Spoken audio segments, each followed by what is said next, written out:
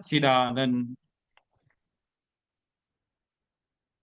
જય સચ્ચિદાનંદ. રંગાનંદજી વેટ કરજો 2 મિનિટ.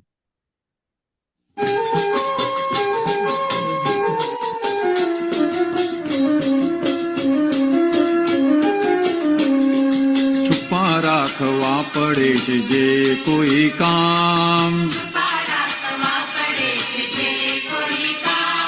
ભગવાને કહ્યું છે અધર્મ તેનું નામ. ભગવાને કહ્યું છે અધર્મ તેનું નામ. કળિયુગી કાળે પૈસે કષ્ટદાયી પ્રાણ, ઘરને બહાર અશાંતિનું ઉઘાડું લીલામ. લાંચી અને ભ્રષ્ટાચારી હિંસક છે જો જાણ, કૃષ્ણ સુદર્શન છૂટું છે દુષ્ટતા નિકાલ. અભક્ષ્ય ઠાન પાને ઘરમાં ટાંકું ધ્યાન, ઘોર કર્મી રાક્ષસી ત્રિજ્વરા દુર્ધ્યાન. ઢાંકવા પડે જ્યાં લુગડા કરી કાળા કામ, લોક નિંદ્ય આચારોથી પાછો વળી જાણ. લોક નિંદ્ય કુચારિત્રે આગે પીછે હાં, મોઢે ભલે બોલે નહીં પણ પીછે નિંદાલાણ. લોક નિંદ્ય થયા નથી જેના દેહ કામ, કળી કાળે તેવાને લોક પૂજ્યમાન. મહાવીરનું વૈજ્ઞાનિક વિતરાગ જ્ઞાન, રૌદ્ર આત દુર્ધ્યાને ચોગતિ મોહકાન. દાદા પાસે બધી કૂંચી વાળું મોક્ષદાન, મનુષ્યને પમાડે છે પૂર્ણ ધર્મ ધ્યાન.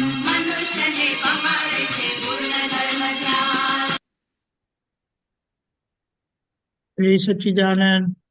રંગાનંદજી હા, બ્રીફ. જય સચ્ચિદાનંદ. આ તો થાય એવું છે. કંઈ બગાડ, તમે તમારી સામે continue કોપી કરો. પડાવીએ. નહીં નહીં નહીં, હા. 2 મિનિટ તો બોલો.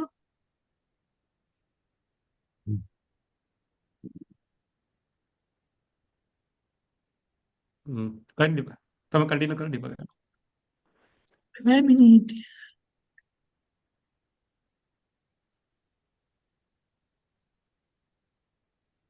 જય સચ્ચિદાનંદ. જ્ઞાન મળ્યું. મન વચન કાયાથી તદ્દન જુદો એવો હું શુદ્ધાત્મા છું, એ આપણને બેઠું છે. છતાં કઈક કામો આપણે છુપા રાખવા પડે છે. વિશેષ કરીને દાદા ભગવાને કીધું કે અમે ટ્રાન્સપરન્ટ થયા છે. અમારું પૂતગલ નેટ થયું છે. નેટ પૂતગલ થયું છે. નેટ પૂતગલ થયું છે એટલે બિલકુલ દોષ રહિત થયેલું છે. હવે જેટલા આપણને 5 ઇન્દ્રિયોના વિષયોની લાલચો છે ભોગવવાની, આજે પણ ભલે ડિસ્ચાર્જ સ્વરૂપે છે, પણ એ મારો સ્વભાવ નથી, એ મારો ભાગ નથી. એટલે અહીંયા આપણે કહીએ કોઈ પણ બાબત, આજે કેટલીય બાબત આપણી વ્યવહારની છે, છુપી રહીને વાત કરવી પડે છે. આમાં અલગ થઈને વાત કરવી પડે છે, એ બધી વસ્તુ શું બતાડે છે? જો તમારી વાત લગ જગત કલ્યાણ માટેની છે, કોઈને દુઃખ થાય એવી વાત નથી, વાદી પ્રતિવાદી એટલે કે તમારા પક્ષવાળા તમારા વિરોધવાળા, ખરેખર તો આ જ્ઞાન પછી વિરોધવાળા રહેતા પણ નથી, કારણ કે બધા તમારા જ છે, બધામાં તમે જ છો. તો તમે ક્યારે પણ કંઈ પણ બોલશો, કોઈના માટે પણ બોલશો તો એ એમના માટે કલ્યાણકારી રહેશે ને તમારા માટે પણ કલ્યાણકારી રહેશે. એટલે મૂળ ધર્મ પ્રાપ્ત થયા પછી એટલે આત્મધર્મ, પરમાત્મા યોગ, અને છતાં કંઈક કંઈક કામો આપણે છુપા રાખવા પડે છે, ઢાંકવા પડે છે. આ કોઈને કહેવાની વાત નથી. હવે આપણે આપણા અંદરના દાદા પાસે એની આલોચના, પ્રતિક્રમણ, પ્રત્યાખ્યાન કરવાનું છે કે હવે બહુ થયું. કારણ કે આ ગંદવાડામાં કે આ બધા 5 ઇન્દ્રિયોના સુખો ભોગવતા અવતારો ગયા, અને જ્યારે એ બધું પતી ગયું હોય ને ત્યારે આપણને આવું વિજ્ઞાન મળે, આવા દાદા મળે, આવો પરમાત્મા યોગ મળે. પણ દુર્ભાગ્યની અનફોર્ચ્યુનેટલી વાત એવી છે કે એ બધો વ્યવહારનો ઉકેલ લાયા નથી, સંભાવે નિકાલ કર્યો નથી, એટલે બધો વ્યવહાર પડેલો છે. એટલે કોઈ આપણને જુએ ને તો અજ્ઞાનીને આપણામાં કોઈ ફેર લાગે નહીં. પણ આપણે અંદરથી જોઈએ, દાદા ભગવાને તો કીધું છે એ મારા મહાત્મા, એ મારા મહાત્મા, કારણ કે એમનો વ્યવહાર અજ્ઞાની જેવો દેખાય પણ એ અંદરથી જુદો છે. એ અંદરથી જુદા રહે છે, એ જાગ્રત રહે છે, એમની બધી જ ભૂલોના એ પ્રતિક્રમણ કરે છે, વસ્તુ બતાડે છે કે આજે એ જે બહાર દેખાય છે તેમાં એ નથી. એટલે કારણ કે બધા અંતરાયો પાડીને આવેલા છે, એટલે પૈસા કમાવા માટે પણ ઊંધા ચત્તા આજે કરવા પડે, સાચા ખોટા કરવા પડે. હવે કરવા પડે વસ્તુ જુદી છે અને ઈચ્છાએ કરીને કરે એ જુદી વસ્તુ છે. એટલે આપણે ઈચ્છાએ કરીને કરીએ કે કરવા પડે એવી રીતે કરીએ, પાછળ પ્રતિક્રમણ રહ્યું એ સાબિત કરે કે આપણે એના પક્ષના નથી. એ પ્રતિક્રમણ કરવાથી ધીમે ધીમે કરીને એ બધા સંજોગોમાંથી નીકળી જવા છે.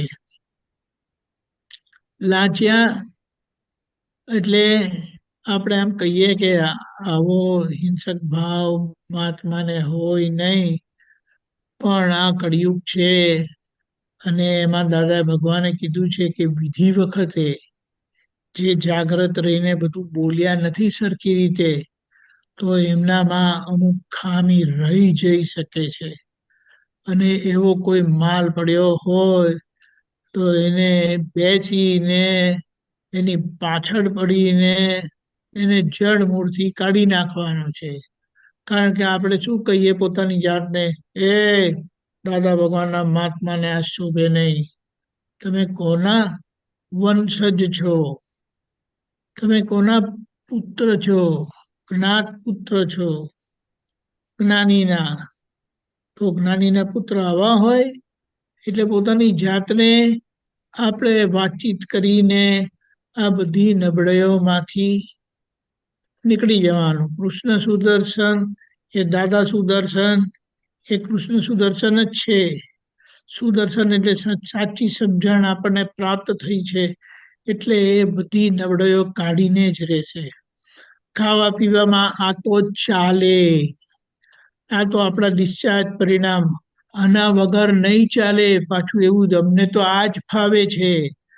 આ બધી વાતો જે છે ને, તમારી જ વાણી પર, આપણી જ વાણી પર આપણે જાગ્રત રહેવાનું છે કે એક મહાત્મા કે છે, મહાત્મા કે જે દિવસે આ જે દાદા ભગવાને આપતો પુત્રો માટે ના પાડી છે, કાંદા બટેકા લસણ ને એ બધું, એમ કે જે દિવસે હું ખાઉં છું ને મારી વૃત્તિ બહેકે છે, અને એના લીધે મેં નક્કી કર્યું કે હવે આની ક્યાં જરૂરત છે. આ 55, 60 ને 65 થયા તો હવે એ બધા વ્યવહારોની ક્યાં જરૂરત છે. એટલે આ બધી વસ્તુ આ જાગૃતિથી અનુભવમાં આવે એવું છે. એટલે એ બધા અવળા ધ્યાન આપણા ના થાય. અને સૌથી મોટી જે આ વાત કરી છે, કપડાં ઢાંકવા પડે છે, કરી કાળા કામ એટલે કે કોઈને ખુલ્લા ના કરી શકાય, કોઈની તાકાત નથી એ સાંભળવાની પણ, અને કોઈની તાકાત નથી એની આલોચના કરવાની પણ. એ તો એક દાદા ભગવાન હતા કે જેમના હાજરીમાં, જેમની સમક્ષ જે લોકોને જે આલોચના કરવાનો યોગ ભાચ્યો એ થઈ શક્યો. એટલે આ તો આપણે શું કહીએ કે વાતને સમજ્યો. 9 કલમોની બહાર બધા જ વ્યવહાર, આચાર લોક નિંદ્ય છે. ત્યાંથી આપણે પાછા વળવાનું છે. હરામ છે જો એક પણ કલમ પડાતી હોય. હું તો મારી વાત કરું છું. એટલે સતત સતત સતત પ્રતિક્રમણ ખપે. એટલે આ રીતે આપણે જાગૃતિપૂર્વક રહેવાનું છે. મહાવીરનું વૈજ્ઞાનિક વિતરાગ વિજ્ઞાન આપણને મળેલું છે એ દાદા ભગવાન થકી, અને એ તો આપણને સીધું પ્રાપ્ત કરાવી દીધું છે. કે જે આપણે કીધું છે ને 12મા ગુણસ્થાનમાં બેસાડી દીધા છે. તો હવે આપણે શું કરવાનું? તો કે આ ડિસ્ચાર્જ, આર્ત ધ્યાન ડિસ્ચાર્જ, રૌદ્ર ધ્યાન ડિસ્ચાર્જ ભાગમાં રહેલા છે. કે આપણા વ્યવહારથી બીજાને દુઃખ થાય, આપણી જ વાતને લઈને આપણને ગિલ્ટ ફિલિંગ થાય, એ બધા અર્થ ધ્યાન છે. તો એમાંથી આપણે હવે નીકળી જઈએ. કારણ કે દાદા પાસે આપણે જે જ્ઞાન મળ્યું છે ને તે બધી માસ્ટર ચાવી આપણને આપી છે. એનો ઉપયોગ કરીને પૂર્ણ ધર્મ ધ્યાન એ પૂર્ણ શુક્લ ધ્યાન પ્રમાણિત થાય છે. પૂર્ણ શુક્લ ધ્યાન અપાયેલું છે કૃપાથી, પણ એને અનુભવ સિદ્ધ કરવા માટે બહારનો ભાગ ધર્મ ધ્યાન સ્વરૂપે સંપૂર્ણ જોઈએ છે, જે આપણે આપણા ધર્મમાં આપ્યો છે. જય સચ્ચિદાનંદ. જય છે જય. એક આખા મિનિટ દિવસના પ્રોગ્રામ દીપકા, એક મિનિટ દીપકાજી. અમીબેન,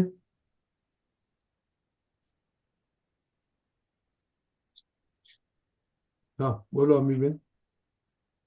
જય સચિદાનંદ. દીપકાની રજની જય સચ્ચિદાનંદ. આ આ પદમાં એવું એવું સમજાય છે કે અ, દાદા એમ કહેવા માંગે છે કે તમે જેમ છે તેમ ઓપન થઈ જાઓ વ્યવહારમાં, તો તમારો અંદરનો જે મન છે એ એકવાર એમ કહી દેશે કે હવે અહીંથી જગ્યા ખાલી કરી દો, આ તો બધું છૂપું જ નથી રાખતા કરતી વસ્તુ. એવું છે દીપકજી? વાત સાચી છે, વાત સાચી છે, પણ આપણે એ ખુલ્લું આપણા અંદરના દાદા ભગવાન પાસે કરીએ છીએ. આજે હા, કોઈની તાકાત નથી અહીંયા આવેલું અહીંયા નહીં આવે. કરેક્ટ. આપણે બહુ ખુલ્લા દિલથી વાત કરેલી હોય, કોઈને આપણા પેટની વાત કરી હોય, અને એ હમ વાત ગમે ત્યાં કરી નાખે તો હમ વાતની કઈને વતેસર થઈ જાય એમ કે ને. એટલે આ હા વાત હા સમજી હા લેવાની છે. હા. એટલે ખ્યાલ આવ્યો? દાદાના ટાઈમે હા, એટલે દાદા તો એમ કહી શકતા હતા કે અમે આ ચોરીનું બાકડો લાવ્યા છે, પણ અમે જો વ્યવહારમાં આપણે આવું કશું કહેવા જઈએ તો એમને મનમાં કશાય થઈ જાય, એવું કહેવા માંગો છો? એ વાત એ સાચી. અને દાદાએ જ્યારે કીધું ત્યારે એમનો અંદરની આખી ભૂમિકા કેવી હશે વિચારો, કે સામે હા, વાળાને એક અવળો વિચાર આવ્યો નહીં. નહીં નહીં. ત્યારે આપણે અંદર કેવા છે, અને આપણે અંદર એવા રહીને આપણે બોલીએ બહાર, એટલે ખાલી બોલવા ખાતર બોલ્યા. આ હમ સમજાયું? રાઈટ એટલે રાઈટ અંદર રાઈટ. જેવું અંદર ફીલ થશે ને એવું જ્યારે બોલાશે ને ત્યારે છામાએ સમજી જશે, અને આપણા અંદર વાળા ચોરે સમજી જશે પણ આમાં હમ મુદ્દો છે શું કે દાદાએ આલોચના કરતા શીખવાડ્યું, હમ એમણે ગુપ્ત કરેક્ટ રાખ્યું નહીં. અને આ રીતે ધીમે ધીમે ધીમે ધીમે આલોચના કરતા કરતા એ એટલું બધું સરસ થઈ જશે ને કે કશું ઢાંકવું પડે નહીં. તમારી એવી વાત જ શું કામ હોય કે તમારે ઢાંકવી પડે? એવી શું વાત છે તમારે? કોની કઈ કેવી વાત કરવી છે કે એ સાંભળશે તો એમને દુઃખ થશે? રાઈટ અને એવી વાત શા માટે કરવી જોઈએ? હમ ગોસિપ, દાદાને ક્યારે ગોસિપ કરતા જોયા નથી. બેર તો દીપિકાજી મારી વાત દીપિકાજી બીજાને તો કર. એવી વાતો નહીં કરીએ અને દાદા પાસે પ્રતિક્રમણ કરીને દેટ ઇઝ ઓકે ને? ઓફકોર્સ એ પ્રતિક્રમણ કરવા માટે જ છે. પ્રતિક્રમણ કરતા કરતા બધું નીકળી જશે દાદા અને સાહેબ આપણે પૂરું કન્વિક્શનમાં આવી જશે કે આ શું બધી વાતો કરવાની. આ છે ને એને શું કહેવાય ખબર? મને જેટલું ગૌરાંગ આનંદજીનું ડાયજેસ્ટ થતું નથી ને, અને હું ગૌરાંગ આનંદજીને કહી નથી શકતો, હા તે હું બીજા હમ આપતા પુત્રને કહું. Right hmm what is the meaning? કારણ કે હમ ગૌરાંગ આનંદજી તરફથી જે મને ભોગવટો આવ્યો એ મારા હિસાબનો છે. It was right meant for me, not to be shared. પણ એ મને ડાયજેસ્ટ નથી. બોલો ગૌરાંગ આનંદજી એવું કર્યું, આવું આપતો પુત્રે કરવું જોઈએ. હમ ખ્યાલ આવ્યો? રાઈટ એટલે હમ એ બધું એની મેળે બંધ થઈ જશે. કારણ કે જે પ્રતિક્રમણને પાત્ર છે તે શેર કરવાને પાત્ર નથી. હા ઓકે ઓકે દેટ્સ હા ગુડ વેરી ગુડ ગુડ હા that's a right It good is one right meant for પ્રતિક્રમણ, not meant for sharing. That's a good one sharing કરતા પણ કમ્પ્લેનિંગ. કમ્પ્લેન દેટ્સ અ એટલે ગુડ વન એમની આંખમાં પણ ગૌરાંગ આનંદજી માટે એવું થાય કે ગૌરાંગ આનંદજી આવા છે. હમ બરાબર is very dangerous, very dangerous. અને 5 ઇન્દ્રિયોની ભોગવટા માટેની જે રુચિ છે ને, એને ખૂબ જોઈ જોઈને સમજીને એની પાછળ ઉપયોગપૂર્વક એમાંથી બહાર આવવાનું છે. કારણ કે એટલે બધા જેને શું કહેવાય એમાં ને એમાં રહેલા છે ને, અનંત અવતારનો કચરો તો કેવો ગાર્બેજ હોય, ગાર્બેજમાં મુકાય નહીં એવો. ગાર્બેજ પણ કે ભાઈ બીજે ફેંકો એમ કે. છતાં દાદાનું જ્ઞાન, દાદાની જાગૃતિ, એમના આજે આપેલા પ્રતિક્રમણ આપણા મહાત્મા માટે એ દોષ ભોસે છે, ભૂસે છે. ધીમે ધીમે કરીને એમાંથી ફર્સ્ટ ક્લાસ નીકળ્યા. અને મોટા મોટી વાત શું છે? આ ચહેરો છે ને ગુલાબના ફૂલ જેવો ખીલશે, અને જ્યાં ગયા ને ત્યાં એમને એમ લોકોનું કલ્યાણ થશે. કારણ કે ખીલેલું ફૂલ જોવા ક્યાં મળે છે? માણસ રૂપે ખીલેલું ફૂલ જોવા મળે છે ક્યાં? મહાત્માને ખીલેલું છે, પાછું હાવ પીડાયેલું નથી. પણ એ જેટલું ખીલે, પૂર્ણ રૂપે ખીલે તો બધાનું કામ થાય. જય સચ્ચિદાનંદ. જય સચ્ચિદાનંદ. જય સચ્ચિદાનંદ. આખા દિવસના પ્રોગ્રામમાં સવારે સંવાદ હશે, ગુજરાતી સત્સંગ, 4:30 કીર્તન ભક્તિ ને આરતી. 9 o'clock રાખીએ કે ના રાખીએ? કારણ કે તમે કરજો ને, you should be able. Okay, 9 વાગ્યાનું રાખીએ I આપણે. think we have to start, yeah. Right right I may be okay. little bit late, but I don't know. મારે એક મીટિંગમાં જવાનું છે, એટલે I don't know.